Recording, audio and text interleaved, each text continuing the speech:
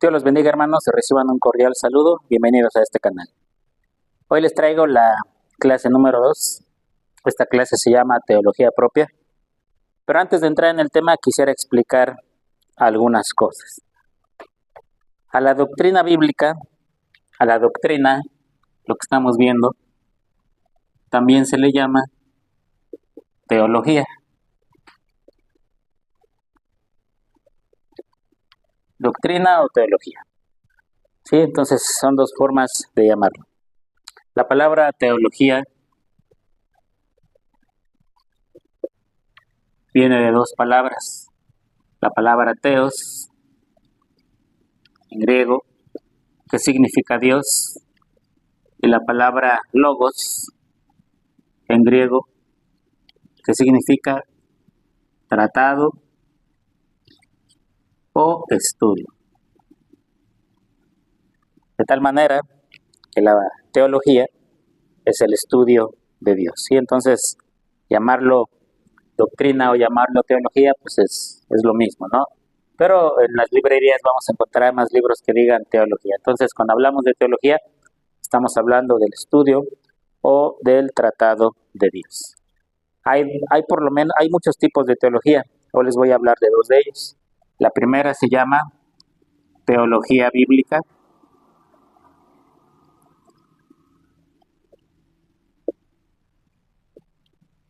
Teología bíblica, y se le llama teología bíblica porque los temas doctrinales se van leyendo, se van estudiando, así como van apareciendo en la palabra de Dios.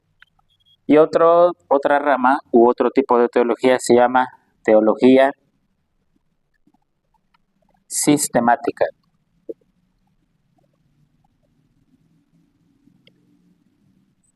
La teología sistemática, como su nombre lo emplea un sistema. Ordena los temas de doctrina en un orden preferente, en un orden que sea razonable para el estudio. Porque obviamente en la Biblia no encontramos los temas ordenados. Podemos empezar a leer Génesis, habla de la creación, puede después hablar del pecado, de la caída, después la Biblia nos habla del amor, de la historia de Israel. Es decir, los temas doctrinales que conocemos los cristianos en la Biblia no aparecen de manera ordenada, porque no es el propósito. Lo que hace la teología sistemática es basarse en la teología bíblica y empezar a ordenar los temas, ¿no? Por ejemplo, si va a hablar de Cristo, entonces la teología sistemática lo que hace es ver todos los pasajes en la Biblia que hablan de Cristo y los ordena para que podamos tener un estudio sobre Cristo. Si vamos a hablar del Espíritu Santo, entonces la teología sistemática ordena todos los pasajes que en la Biblia nos hablan del Espíritu Santo, los presenta ordenados y nos dice, bueno, el estudio es de esta manera. Entonces, en esencia es lo mismo, solo que la teología bíblica toma los temas de la doctrina así como van apareciendo en la Biblia. Mientras que la teología sistemática se encarga de ordenar todos los temas. Esa es la gran diferencia. Ahora, hablando de teología sistemática, la teología sistemática está dividida en varias ramas. Les voy a poner más o menos cómo son estas ramas de la teología sistemática, cómo está ordenada los estudios. Entonces es teología sistemática. Los temas se presentan ordenados, ¿no? Por ejemplo, un tema sería bibliología. ¿De qué habla este tema? Bueno, aquí vamos a estudiar la Biblia, ¿no? Que fue el tema que la clase 1, la que vimos anteriormente, donde se habla qué es la Biblia, cómo está estructurada, todo eso. Otro tema de la teología sistemática sería la teología propia, que es la que vamos a ver hoy. ¿Y la teología propia de qué nos habla? Bueno, la teología propia habla de Dios Padre. ¿Quién es Dios? ¿Cuáles son sus nombres? ¿Cuáles son sus atributos? Todo lo que es Dios. Después de la teología propia, sigue otro tema de la teología que sería la cristología. ¿Qué vemos en cristología? Bueno, como su nombre lo indica, aquí estudiamos a Cristo. ¿Quién es Cristo? ¿Qué pasajes hablan de él en el Antiguo Testamento? ¿Cuáles son los oficios de Cristo? La persona de Cristo. Después seguiría la neumatología.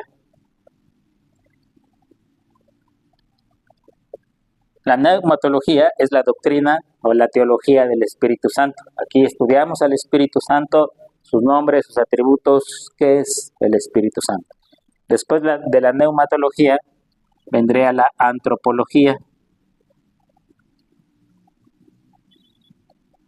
que no tiene que ver con la antropología que se estudia en el mundo secular. Esta antropología habla del hombre, el hombre como creación de Dios, cuáles son sus características, cómo fue creado, etcétera. Después de la antropología tenemos la amarteología. ¿Sí? ¿Qué es la amarteología? Es el estudio del pecado. ¿Qué es el pecado? ¿Cuál fue el problema del pecado? ¿Cómo se origina el pecado? Eso estudia la amarteología. Después de la amarteología viene la soteriología.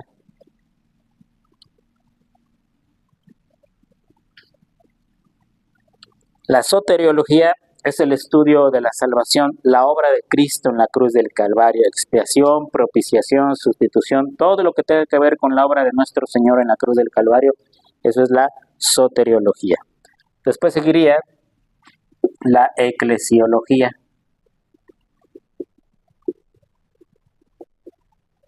que es el estudio de la iglesia. ¿Qué nos dice la Biblia? ¿Qué es la iglesia? Los nombres de la iglesia, la labor de la iglesia, cómo está fundada la iglesia. Esa es la eclesiología. Y finalmente sería la escatología. ¿Qué es la escatología? La escatología es el estudio de las últimas cosas. Aquí se estudia la muerte, el alma, el cielo, el infierno, las cosas del fin del mundo como el anticristo, la bestia, el falso profeta, Apocalipsis. Eso se estudia en escatología. Como ven, la teología sistemática ordena los temas para tener un mejor estudio. Ya vimos la clase pasada, la bibliología. Hoy, si Dios quiere, vamos a empezar con este tema, teología propia, que nos va a tardar más de una clase porque hay muchas cosas que ver. Y si Dios nos ayuda, pues estos son los temas que vamos a estar viendo, ¿no? Algunos, como el de hoy, teología propia, implica más de una sesión. Hoy vamos a ver algunas cosas nada más. Entonces, hermanos, esto sería la forma en la que vamos a trabajar. Entonces, vamos a empezar con el tema de hoy. Una vez dadas estas pequeñas explicaciones, esta definición de conceptos, hoy vamos a hablar de teología propia, que como dijimos, teología propia se refiere a Dios Padre. Aquí vamos a hablar qué es Dios, la existencia de Dios, los nombres de Dios, los atributos de Dios, todo lo que tiene que ver con Dios Padre. Bueno, estudiar a Dios, hermanos, realmente es una labor titánica, es una labor inmensa, ¿no? Por ejemplo, un biólogo va a estudiar, digamos, una hoja, un tejido, una gota de agua. Entonces el biólogo toma su portaobjetos, pone una gotita de agua de un charco y lo pone bajo el microscopio y entonces estudia, toma anotaciones, observa. Tiene un objeto de estudio, por decirlo así. El teólogo es al revés. El teólogo es el que está abajo del microscopio y va a estudiar lo que está infinitamente por encima de él. No sé si me explico, hermanos. Cuando decimos teología es el estudio de Dios, pues es el esfuerzo humano por tratar de entender a Dios, qué es Dios. Ahora, nosotros somos finitos, Dios es infinito, nosotros somos mortales, Dios es inmortal, nosotros tenemos una existencia, Dios es eterno. Entonces, por donde quiera que lo veamos, hermanos, nosotros comparados con Dios es comparar una gota de agua con el océano. Entonces, estudiar a Dios, nuestra mente finita, le cuesta mucho trabajo. Ahora, Dios nos ha dejado en su palabra las cosas que quiere que sepamos acerca de Él. Y en eso, hermanos, pues nos vamos a basar. Dios ha dejado cosas en su palabra que quiere que nosotros entendamos acerca de Él. Y al igual que la clase pasada, vamos a iniciar con una pregunta. La pregunta sería, ¿la Biblia prueba la existencia de Dios? La Biblia prueba la existencia de Dios. Y la respuesta, igual que la clase pasada, la respuesta es no. La Biblia no prueba la existencia de Dios. La Biblia da por hecho que Dios existe. ¿Sí? O sea, hermanos, nunca van a encontrar en la Biblia un pasaje que diga, y por esto Dios existe. Y con base en estos argumentos Dios existe. No, para la Biblia Dios existe y punto. Para la Biblia se da como hecho que Dios existe, que Dios está presente y no hay por qué demostrar nada. Dios es un hecho, Dios es una persona y desde ese punto de vista parte. Entonces, la Biblia no prueba la existencia de Dios, la Biblia da por hecho que Dios existe. Ahora, si quisiéramos ir un poquito más a fondo en este asunto, hermanos, tendríamos que decir otra cosa, como nos enseña la teología. Tendríamos que decir lo siguiente: Dios no existe. Ahora, antes de que quieran tacharme de hereje y blasfemo, voy a explicar a qué me refiero con esto. Dios no existe. Yo, Juan, yo existo, porque tuve un inicio que fue mi nacimiento. Estoy teniendo un desarrollo que es mi vida. Un día voy a tener un fin que es mi muerte. Eso es la existencia. Dios no tiene principio, ¿verdad? Él no tiene, dice la Biblia, Él es el eterno. No hay nadie antes fuera de Él, nadie lo creó, nadie lo hizo, nadie le dio la vida. Dios siempre ha sido. Dios no se desarrolla. O sea, Él no es más santo hoy de lo que era más santo hace 5,000 años. Dios no es más fuerte hoy de lo que Él era hace 30,000 años. Dios es el mismo ayer, hoy y por los siglos. Y Dios nunca va a morir, jamás va a dejar de existir. Dios no tiene un fin. Por eso se dice, Dios no existe. Dios es. ¿Sí? Espero darme a entender, hermanos. Dios no existe, Él trasciende la existencia, Él está más allá de la existencia, Él no tiene un principio, un desarrollo, ni un fin. Él es el eterno, que está por encima de todas las cosas. Dice la Biblia, los cielos de los cielos no lo pueden contener, no hay nada tan grande en el universo como Dios. Entonces Él no existe porque no tiene un principio, no tiene un desarrollo y jamás va a tener un fin. Siempre ha existido, siempre ha sido, desde antes de todas las cosas, desde la eternidad. Dios es santo, perfecto, grande, omnipotente, todos los atributos. Entonces se dice, Dios no existe, Dios es, Dios trasciende, ¿no? Vamos a leer un versículo, vamos a leer en Éxodo capítulo 3. Éxodo capítulo 3, versículo número 13. Fíjense cómo dice aquí la palabra de Dios. Éxodo 3, 13 y 14. Dijo Moisés a Dios, he aquí llego a los hijos de Israel, y les digo, el Dios de vuestros padres me ha enviado a vosotros. Si ellos me preguntaren, ¿cuál es su nombre?, ¿qué les responderé? Y respondió Dios a Moisés, yo soy el que soy. Y dijo, así dirás a los hijos de Israel, yo soy, me envió a vosotros. Entonces, hermanos, aquí Dios dice, yo soy el que soy. Dios trasciende la existencia, Dios está más allá del tiempo, del espacio, de la creación. Dios está por encima de todo lo que nosotros podamos concebir. Los seres humanos sí existimos, tenemos un principio que es nuestro nacimiento, tenemos un desarrollo que es nuestra vida, que va a durar pues, según lo que vivamos, y un día morimos, es nuestro fin. Pero Dios no tiene eso, Dios está fuera de esas cosas, Él siempre ha existido. Entonces, hermanos, Dios no existe, Dios es. Y aunque la Biblia, hermanos, no se encarga de demostrarnos que Dios existe, porque da por hecho de que hay un Dios poderoso y eterno. En teología hay algo que se llama los argumentos de la existencia de Dios. Sí, que son ideas, que son cosas que nos ayudan a mostrarle al mundo, a los incrédulos, que Dios existe, ¿no? Entendiendo todo lo anterior, por supuesto. ¿Cuáles son los argumentos de la existencia de Dios? Bueno, hay varios, les voy a mencionar algunos. Primero, tenemos el argumento. Las palabras son raras, pero se las voy a explicar. El argumento ontológico. ¿Qué nos dice el argumento ontológico? Bueno, el argumento ontológico se basa en la creencia universal de Dios, ¿verdad? Se dice, todos los pueblos de la humanidad, en todo el mundo, en todas las etapas de la historia, han tenido la idea de Dios en su forma de ver, en su forma de representarlo, pero todos los pueblos, por pequeños y grandes, han tenido la idea de Dios. ¿Quién puso esta idea en el corazón de cada ser humano que ha pisado este planeta? Dios. Ese es el argumento ontológico. Todos los pueblos, todas las culturas, de una de otra forma, han tenido en su cultura, en su mente, la existencia, la creencia de que hay un Dios o hay unos dioses que han creado todo, ¿no? Ese es el argumento ontológico. Otro sería el argumento cosmológico.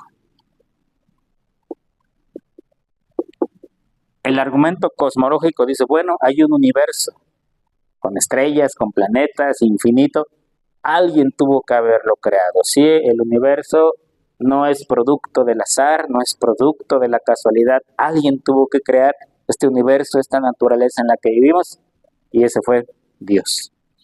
Siguiente argumento sería el argumento teleológico.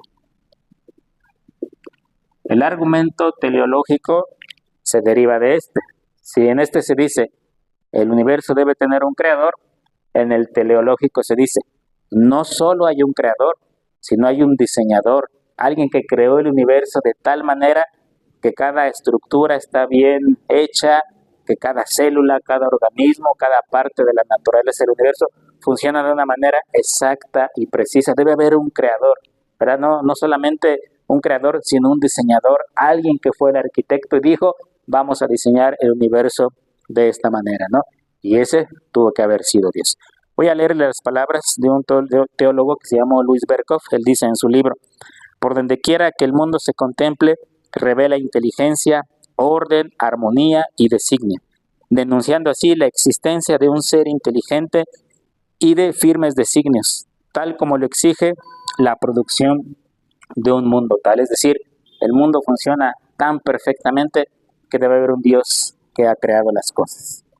Hay otro que se llama el argumento moral. ¿Qué es el argumento moral? Bueno, todas las culturas de la humanidad, desde las primeras hasta nuestros tiempos, todas han tenido la idea de lo que es bueno y lo que es malo, como que hay una ley dentro de ellos, sin que nadie le diga al ser humano qué es bueno y qué es malo.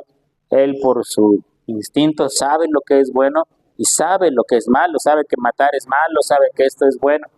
¿Quién puso esa ley de lo bueno y lo malo dentro de cada ser humano? Tuvo que ser Dios forzosamente. Hay otro argumento de la existencia de Dios que se llama el argumento histórico. El argumento histórico. Esto tiene dos formas de verlo. Primero, se dice que en todos los pueblos y naciones e imperios que han existido a lo largo de la humanidad, todos han tenido la idea de lo divino y de rendirle culto a lo divino, en la forma en lo que lo hayan concebido o lo hayan pensado. Se dice todos los pueblos han tenido la idea de Dios y le han rendido culto. Bueno, ¿quién puso esa idea en cada ser humano? Es Dios. Y la segunda forma de ver el argumento histórico es que la historia de la humanidad tiene un inicio, está teniendo un desarrollo, y la historia de la humanidad no va avanzando a pasos sin ton ni son. La historia de la humanidad se dirige a un desenlace final que Dios ha planeado, que Dios ha programado y que lo ha de cumplir en un momento u otro. Ese es el argumento histórico. Tenemos después el argumento cristológico. ¿Qué nos dice el argumento cristológico? Bueno, Cristo como la suprema revelación de Dios. Cuando Cristo viene a este mundo, viene a hablarnos de que hay un Dios, que hay un Padre todopoderoso, eterno, todo lo que sabemos, y Cristo es la máxima revelación de Dios. Después viene otro que se llama, voy a borrar aquí un poco,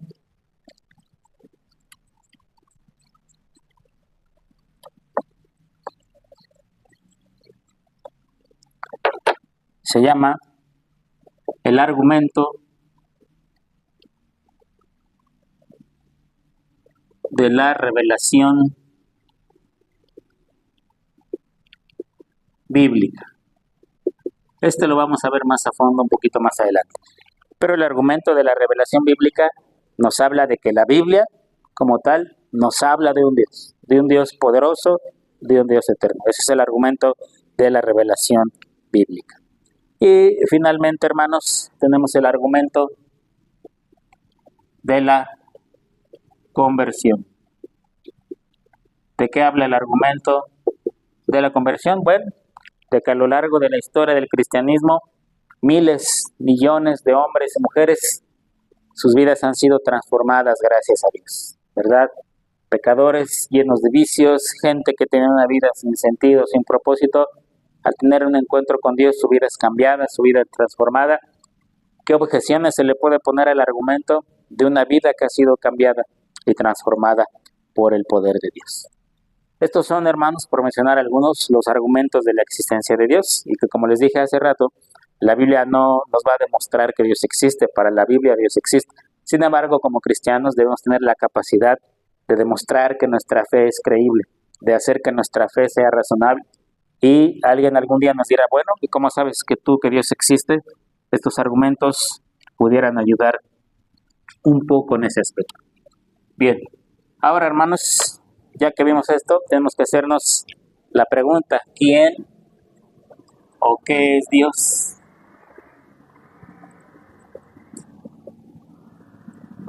Siempre la doctrina bíblica ha dicho que Dios es incomprensible, pero que tiene que ser comprendido al mismo tiempo, ¿verdad? Me explico. ¿Qué significa esto? Bueno, Dios es incomprensible en el sentido, hermanos, de que Él es inmensamente más grande que nosotros y que nuestra mente finita, pecadora y limitada trate de comprenderlo es casi imposible, pero que debemos comprenderlo, porque de una correcta comprensión de Dios depende incluso nuestra salvación. Para eso tenemos la Biblia, para eso tenemos la palabra de Dios, para que lo que Dios nos ha dejado que Él quiere que sepamos de Él, lo podamos establecer bien claro. Ahora, primero les voy a poner unas ideas erróneas sobre lo que dicen que es Dios, cosas que la gente dice que es Dios, pero es incorrecto completamente. Primero, les voy a hablar del panteísmo. ¿Qué es el panteísmo? Bueno, el panteísmo dicen, es que Dios está en todas partes. Eso ya como que suena bien, ¿no? Pero no es así. Dicen, Dios está en todas partes. Dios está en el mar, Dios está en el bosque, Dios está en la luna, Dios está en la naturaleza, en los ríos, en los animales. Es más, todo es Dios. El agua es Dios, las montañas son Dios, el sol es Dios, el aire es Dios, este río caudaloso y hermoso es Dios, las estrellas son Dios. Eso es panteísmo. Ahora, esto es incorrecto. La Biblia no dice. La Biblia dice que sí, Dios está presente en todas partes al mismo tiempo, pero no que todas las cosas sean Dios. Hay otra cosa que se llama la neoortodoxia.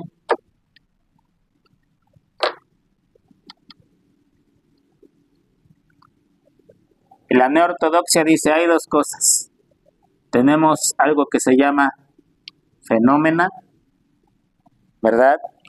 Que es donde vivimos nosotros los seres humanos. Aquí ocurre la naturaleza, todas las cosas de la naturaleza, el viento, el mar, las tormentas, todo ocurre en este mundo. Y hay otro mundo que se llama la númena. Dicen ellos, bueno, aquí en la númena es donde vive Dios, ¿verdad? Nosotros vivimos aquí en un mundo en el que las cosas se pueden medir, se pueden comprobar, y en la númena vive Dios. Entonces, nosotros estamos por un lado, Dios está en otro lado. Pero Dios envió a Jesucristo. Dios envió a Cristo para unir la fenómena con la númena, ¿verdad? Ahora, esto aparentemente suena bien, pero es incorrecto. ¿Por qué es incorrecto? Bueno, porque para empezar en la Biblia no existe esta separación de mundos. La Biblia no nos dice, pues está la fenómena donde ustedes viven, y aparte está el otro mundo donde Dios vive y no se pueden comunicar. No, la Biblia no hace tal división de cosas. Entonces esto es incorrecto, esto es incorrecto también. Hay otra teoría que se llama el liberalismo. Y el liberalismo, en pocas palabras, dice, Dios existe porque el hombre lo creó. El hombre es creador de Dios, el hombre creaba a Dios, y el día que quiera, el hombre termina con Dios, ¿verdad? Y eso también es incorrecto. Hay otra que se llama la teología del proceso. La teología del proceso dice, bueno, así como el hombre ha evolucionado, como el hombre se ha desarrollado y la humanidad no hoy es como no era antes, o sea, hemos avanzado en mucho. Bueno, la idea de Dios o el concepto de Dios también ha avanzado, se ha desarrollado. la idea de Dios ha evolucionado, así como el hombre y su cultura ha evolucionado, pues la idea de Dios también ha evolucionado. Entonces aquí tenemos a un Dios que va cambiando, un Dios que va evolucionando conforme evoluciona la humanidad, y eso es incorrecto, ¿no? Recuerden que dice la Biblia, Jesucristo es el mismo, ayer, hoy y por los siglos. Entonces, esto es por mencionar algunas, todas estas son ideas incorrectas acerca de Dios. Bueno, si esto es lo incorrecto, ¿qué es lo correcto entonces? ¿Cuál es la idea que tenemos que hacernos acerca de Dios? Bueno, ¿qué es lo que la Biblia nos dice? Vamos a empezar. Primero vamos a ver lo que dice Primera de Corintios, capítulo 2, versículo 11. Primera de Corintios 2:11. Vamos a leer. Dice de esta manera.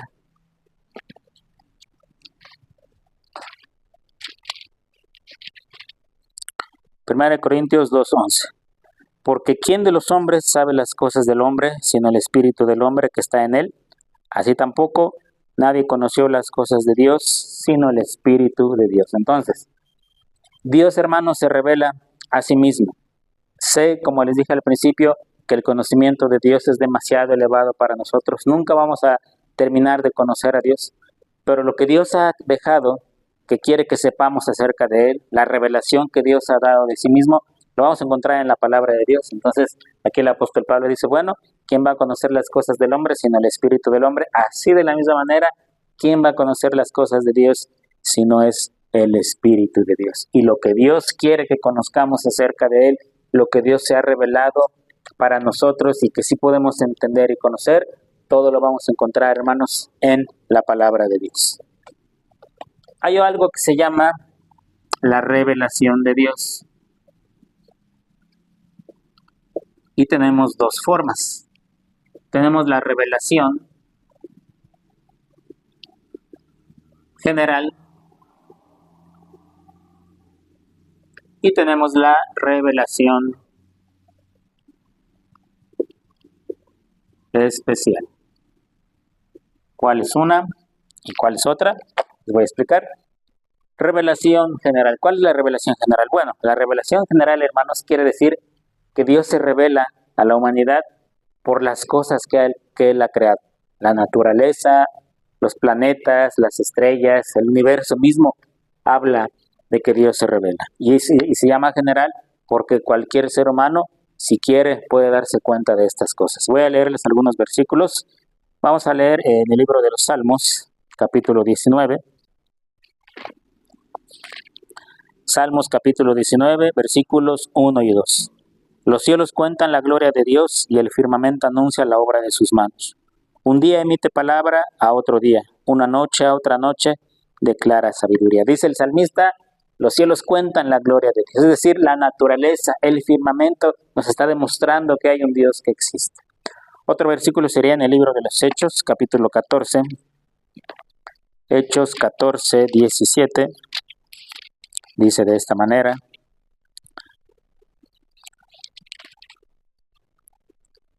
Si bien no se dejó a sí mismo sin testimonio, haciendo bien, dándonos lluvias del cielo y tiempos fructíferos, llenando de sustento y de alegría nuestros corazones. Bueno, aquí el escritor está hablando de la lluvia del cielo, que esto causa que haya fruto, que haya cosecha, y de esta manera Dios se está revelando. Después Pablo en Romanos capítulo 1 nos dice lo siguiente. Romanos capítulo 1, versículos 19 y 20. Porque lo que de Dios se conoce les es manifiesto, pues Dios se lo manifestó, porque las cosas invisibles de Él, de Dios, su eterno poder y deidad, se hacen claramente visibles desde la creación del mundo, siendo entendidas por medio de las cosas hechas, de modo que no tienen excusa. Dice Pablo aquí, las cosas invisibles de Dios se hacen claramente visibles por lo que Él ha creado. A esto se le llama revelación general. Dios se revela al mundo en general por medio de la creación que Él ha hecho. Revelación especial, aquí habla de que Dios se revela por medio de su palabra, pero a su pueblo específicamente. En el Antiguo Testamento al pueblo de Israel y ahora en los tiempos cristianos a nosotros que somos la iglesia. Y se le llama especial porque esto ya no es para toda la humanidad, esto es para el pueblo de Dios. Voy a leerles, por ejemplo, en el segundo libro de Reyes. Segundo libro de Reyes, capítulo 17, versículo número 13.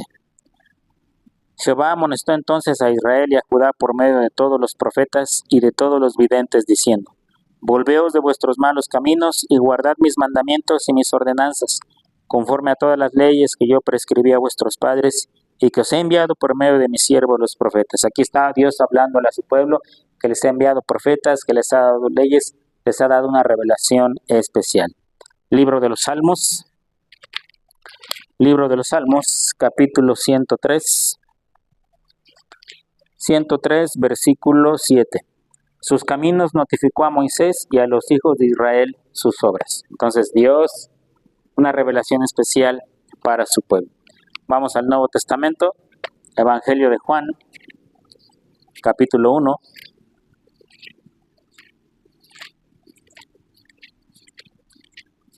Juan capítulo 1, versículo número 18.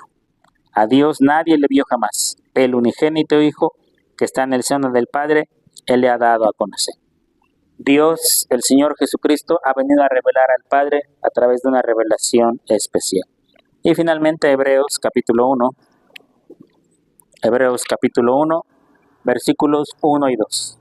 Dios, habiendo hablado muchas veces y de muchas maneras en otro tiempo a los padres por los profetas, en estos postreros días nos ha hablado por el Hijo, a quien constituyó heredero de todo y por quien asimismo hizo el universo. Entonces aquí el escritor dice: Dios ha hablado de muchas maneras, en muchos tiempos, por padres, por profetas, finalmente a través de Jesucristo.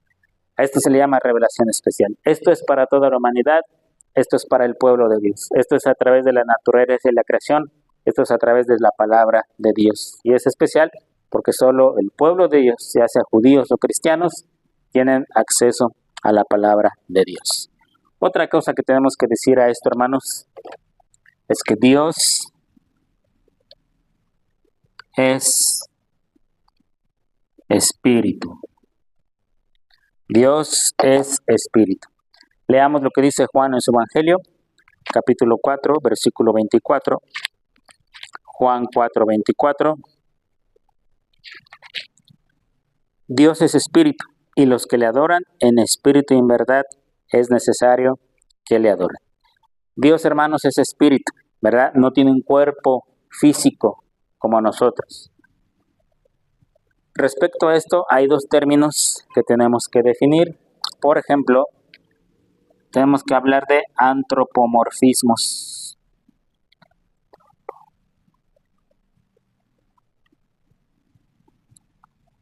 ¿Qué son los antropomorfismos? Bueno, hemos leído en la Biblia que dice las manos de Dios, ¿verdad? Los ojos de Dios, los pies de Dios. No es que Dios tenga un cuerpo, que tenga manos, que tenga pies, que tenga ojos. A eso se le llama antropomorfismos, es decir, un lenguaje que la Biblia está utilizando para que nosotros podamos entender cómo es que Dios hace las cosas, ¿verdad? Dios no estamos cubiertos en el hueco de la mano de Dios. No quiere decir que Dios estemos realmente en su mano, ¿verdad? Dice Isaías, Dios plasmó el firmamento con la palma de su mano. No quiere decir literalmente que Dios haya tomado su mano y haya plasmado el firmamento, sino que es un lenguaje en el que la Biblia nos está diciendo cómo es que Dios hace las cosas de una manera que nosotros podamos entender. A eso se le llama antropomorfismos. Pero Dios no tiene un cuerpo definido, Dios no tiene manos, pies, como lo tenemos nosotros. Y hay otro término que tenemos que definir que serían zoomorfismos.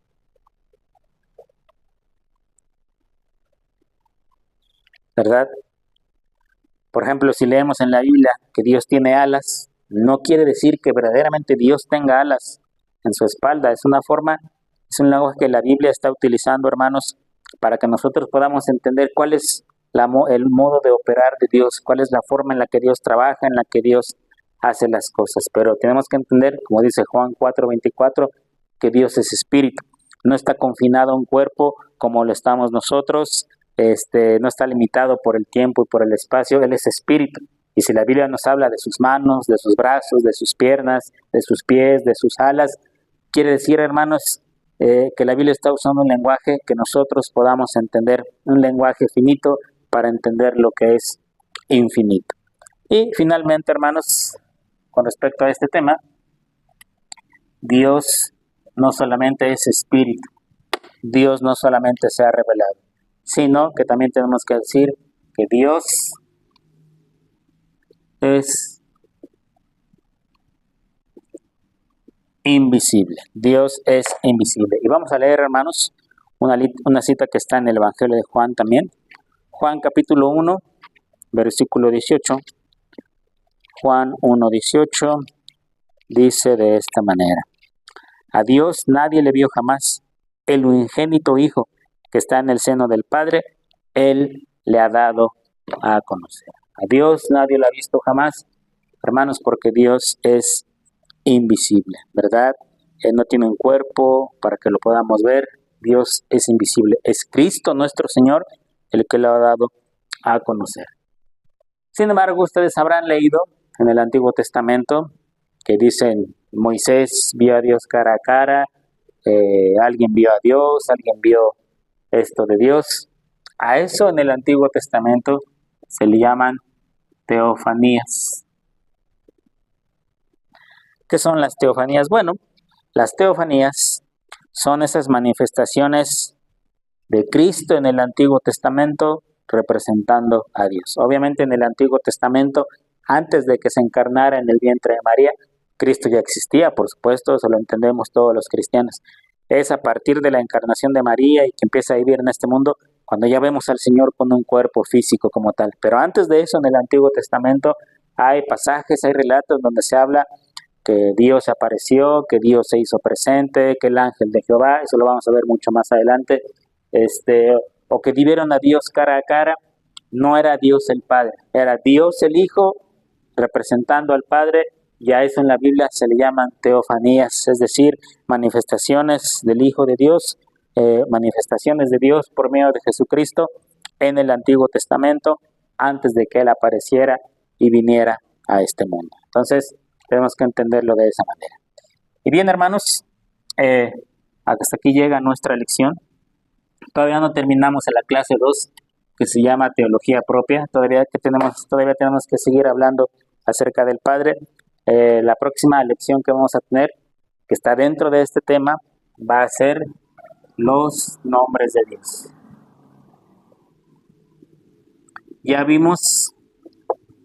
Hoy vimos qué es teología, cuáles son las ramas de teología, qué es la teología propia, vimos argumentos de la existencia de Dios, vimos ideas erróneas acerca de Dios, vimos las ideas correctas acerca de Dios.